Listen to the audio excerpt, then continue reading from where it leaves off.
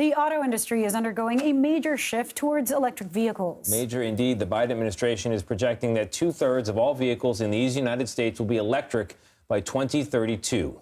In addition, several major car companies, among them General Motors, have said they will stop making gas-powered engines, the traditional kind, by 2035, right around the corner. While the moves are designed to aid the environment, they could also have a negative effect on another industry. Most at risk are the mechanics who make a living repairing traditional cars and trucks. To discuss this, we're going to bring in CBS News climate reporter Cara Korte. Cara, I mean, one of the advantages, there's many advantages, certainly in terms of climate change, that electric vehicles have is that they need fewer repairs. Can you tell us why that is? Yes, Lilia, fewer repairs because of fewer parts. A traditional car that's known as an internal combustion engine has somewhere around 33,000 moving parts, while an EV, which is a very different kind of machine on the inside at least, has only 13,000 parts. So that means that there's fewer things to repair. Think about that label, internal combustion engine. You're not going to have that anymore. When folks go into an electric vehicle for the first time, a lot of times the first thing they notice is that there's no noise. Well, there's no engine being pumped into a transmission with pistons and spark plugs.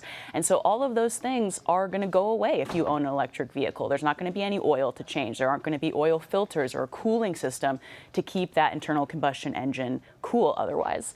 What that means, and this is often a selling point for electric vehicles, is that EV owners are going to save money every year on maintenance. According to AAA, an internal combustion engine is going to cost an owner about $949 a year to maintain, while an electric vehicle owner is going to save about $330. So it's a major selling point for EVs. As you said, Lilia, not only does it help the planet, but it can cost less in maintenance and repairs.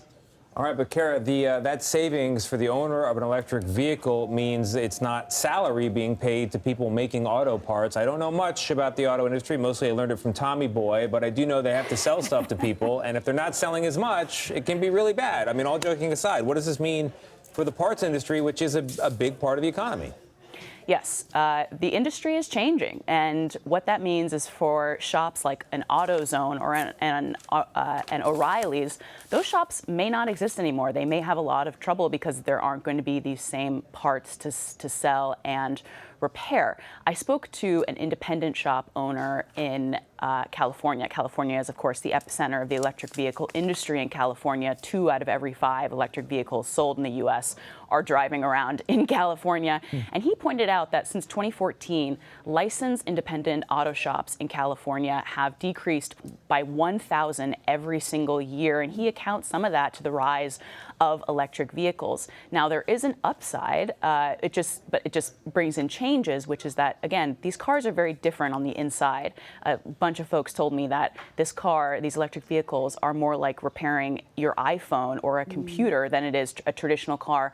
But what that means, I spoke to the dean of transportation at the largest community college in North Carolina, and he said that the students that are most interested in learning how to fix electric vehicles are younger students. So, a lot of older folks in the industry I talk to are slightly disgruntled or lackadaisical about the future of electric vehicles, but experts do say that younger people are coming into the industry. All right, same trend with AI. Cara Korte, thank you so much.